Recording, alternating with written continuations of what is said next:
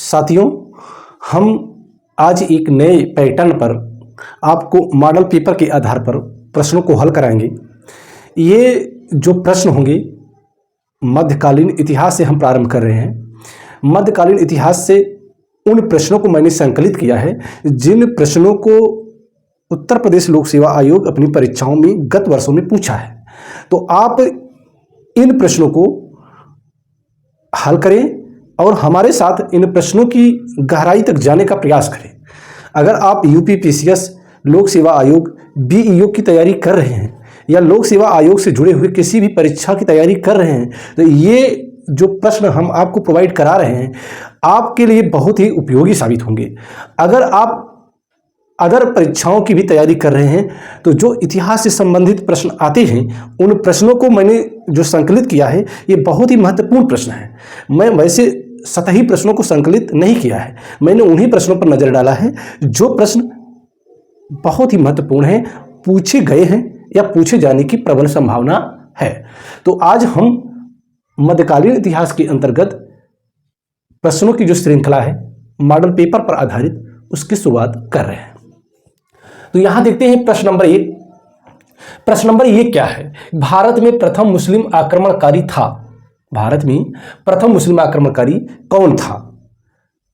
विकल्प नंबर 1 कुतुबुद्दीन ऐबक, विकल्प number B Mahmood Ghazni, विकल्प नंबर सी मोहम्मद बिन कासिम और विकल्प नंबर डी मोहम्मद गोरी। इन चारों विकल्पों में से कौन सा विकल्प सही है? आप दिमाग पर थोड़ा जोर डालेंगे तो इसके उत्तर मिल जाएंगे और नहीं मालूम है तो हम तो बताएंगे ही। अगर यहां हम कुतुबुद्दीन ऐबक की बात करें तो कुतुबुद्दीन ऐबक मोहम्मद गोरी का एक दास था। मोहम्मद गोरी का कोई उत्तराधिकारी नहीं था। मोहम्मद गोरी ने जब भारत पर आक्रमण किया तो आप ये जानते हैं कि मुस्लिम आक्रमणकारियों में जिनका नाम ज़्यादा लोकप्रिय है उसमें महमूद गजनवी और मोहम्मद गोरी का नाम आता है। मोहम्मद गोरी और महमूद गजनवी में फर्क क्या था? महमूद गजनवी भारत पर आक्रमण तो किया लेकिन उसका उद्देश्य लूटपाट करके गजनी वापस लौट जाना था, लेकिन मोहम्मद गोरी इस प्रकार का नहीं था। मोहम्मद गोरी यहां पर आक्रमण करके बस गया और अपना राज्य यहीं पर स्थापित कर लिया। तो मोहम्मद गोरी का जो उत्तराधिकारी था जिसको उसने अपनी शासन की बागडोर संभालने का जो मौका दिया वो था कुतुबुद्दीन ऐबक। कुतुबुद्दीन ऐबक क्या प्रथम मुस्लिम आक्रमणकारी था? तो नहीं था। अब महमूद गजनी की बात करें तो हमने बताया मोहम्मद गोरी और महमूद गजनी का बहुत ही ज्यादा नाम है। महमूद गजनी इस प्रश्न का उत्तर नहीं है। मुस्लिम आक्रमणकारी जो प्रथम था वो था मोहम्मद बिन कासिम। मोहम्मद बिन कासिम तो इस प्रकार अगर देखें तो ये विकल्प नंबर सी इस प्रश्न का सही उत्तर है। मोहम्मद बिन कासिम कौन था? मोहम्मद बिन कासिम प्रथम मुस्लिम आक्रमणकारी था या अरबी था, यानी अरब देश का रहने वाला था। तो अगर हम इस प्रश्न की गंभीरता को समझें तो ये हम समझ पाएंगे कि भारत पर जो प्रथम मुस्लिम आक्रमणकारी था वो अरबी था, यानी अरबों ने भारत पर प्रथम आक्रमण किया। तो प्रश्न अगर ये आए कि भारत पर सर्वप्रथम किसने आक्रमण किया या कौन सा मुस्लिम आक्रमणकारी था जिसने आक्रमण किया, वो था मोहम्मद बिन कासिम। मोहम्मद बिन कासिम इराक के राजा अल हज्जाज का भतीजा था और भतीजा के साथ साथ वह उसका दामाद भी था। तो वह भारत पर आक्रमण करता है 712 ईस्वी में। किस समय? 712 ईस्वी में। तो इस प्रकार इस प्रश्न का सही उत्तर है मोहम्मद बिन कासिम। मोहम्मद बिन कासिम वह प्रथम आक्रमणकारी था जो भारत पर आक्रमण किया। तो अब देखते हैं प्रश्न नंबर 2। प्रश्न नंबर 2 क्या है? प्रश्न नंबर 2 में देखते हैं निम्न में से कौन चंदेल शासक महमूद गजनवी से पराजित नहीं हुआ था। आप ये जानते हैं कि महमूद गजनवी जब भारत पर आक्रमण करने आया तो यहां पर जो प्रचुर मात्रा में धन दौलत थी, यहां धन संपदा थी, उसको वह लूट करके गजनी वापस लौटना चाहता था और वहां जाकर के अपनी जो शहर था जहां से वो आया था उसको बहुत ही भव्य तरीके से सजाना चाहता था। तो यहां पर वह कई बार आक्रमण किया। जैसा कि आप जानते हैं कि महमूद गजनवी ने कुल 17 बार भारत पर आक्रमण किया और उसका आक्रमण करने का क्या उद्देश्य था?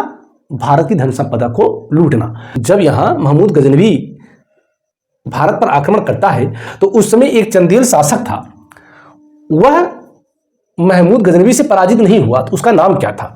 उसका नाम विकल्प नंबर ए धंग, विकल्प नंबर बी विद्याधर, विकल्प नंबर सी जयशक्ति, विकल्प नंबर डी डंग। तो इस प्रश्न का सही उत्तर क्या होगा? विद्याधर चंदेल। विद्याधर चंदेल चंदेल वंश का बहुत ही प्रतापी शासक था। वह महमूद गजनवी से पराजित नहीं हुआ।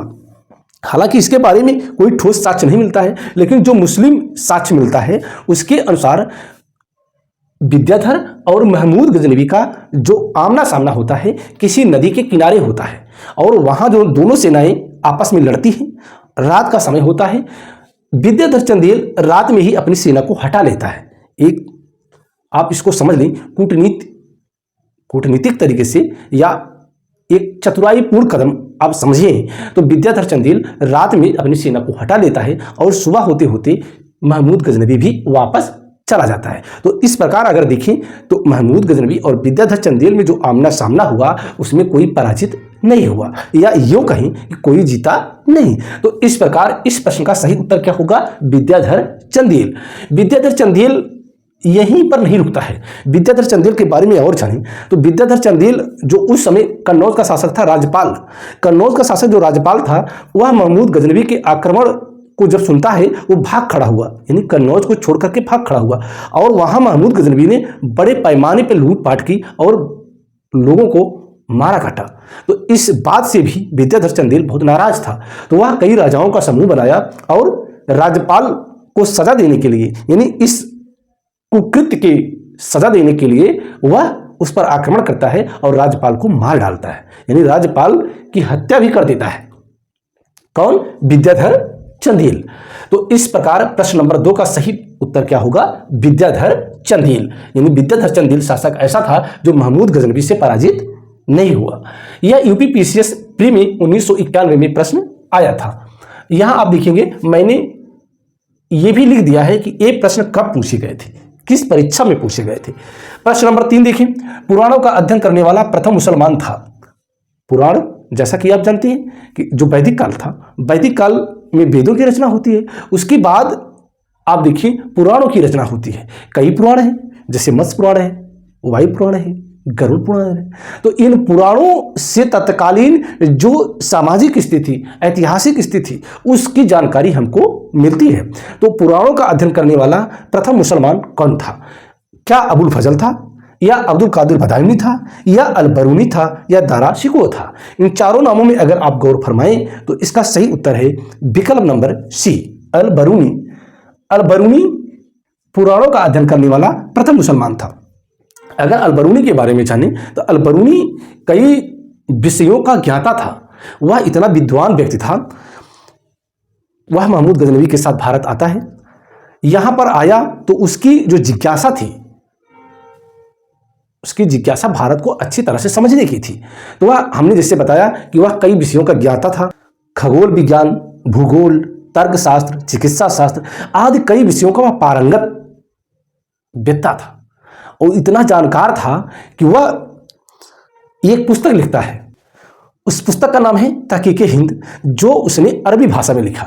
उसका अंग्रेजी जो अनुवाद किया एडवर्ड साची ने किया। किसने किया? एडवर्ड साची ने किया। और उसका हिंदी अनुवाद किसका? तहकीक हिंद का।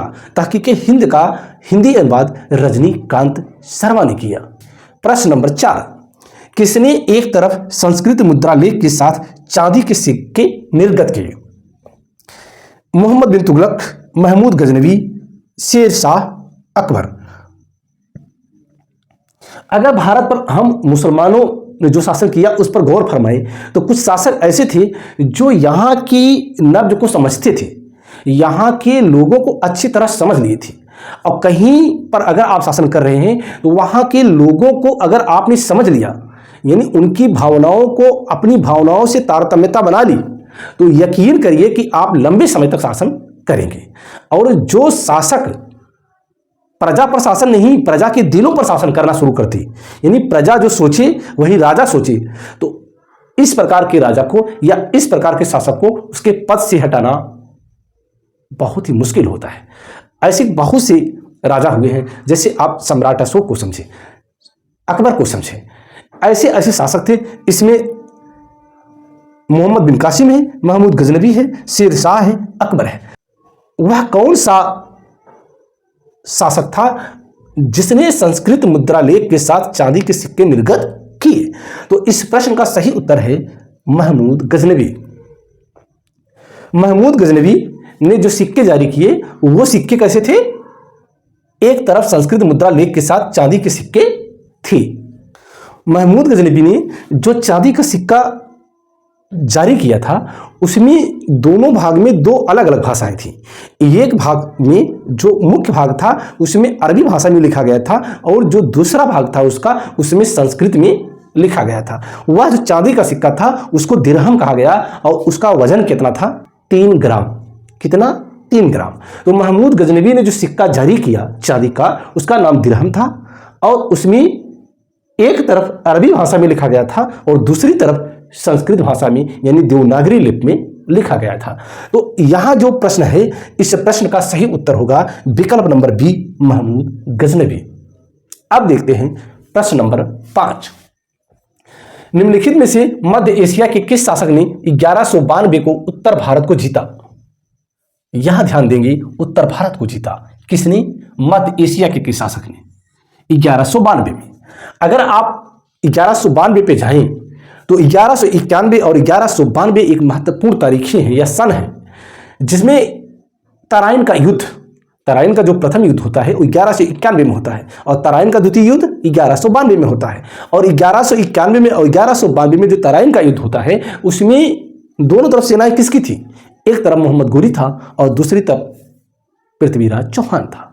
तो अब यहां देखिए अगर हम तो विकल्प नंबर ए जलालुद्दीन मंगबरनी, विकल्प नंबर बी गजनी का महमूद, विकल्प नंबर सी सिहाबुद्दीन मोहम्मद गोरी और विकल्प नंबर डी चंगेज खान। तो इस प्रश्न का सही उत्तर है विकल्प नंबर सी मोहम्मद गोरी, सिहाबुद्दीन मोहम्मद गोरी। सिहाबुद्दीन मोहम्मद गोरी 1192 के तराइन के द्वितीय युद्ध में पृथ्वीराज को पराजित कर देता है और पृथ्वीराज को पराजित करने के बाद वह उत्तर भारत को जीत लेता है। जैसा कि हमने बताया कि महमूद गजनवी और मोहम्मद गोरी दोनों भारत पर आक्रमण करते हैं, लेकिन महमूद गजनवी लूटपाट करके चला जाता है और मोहम्मद गोरी लूटपाट करने नहीं आता है। वह कब्जा करने की नीयत से आता है और शासन करने की नीयत से ही आक्रमण करता है। और यही आक्रमण भारतीय इतिहास का वह निर्णायक आक्रमण था जिसके बाद भारत में सदा सदा के लिए मुस्लिम साम्राज्य स्थापित हो गया। और यह समय बहुत लंबे समय तक चलता रहा।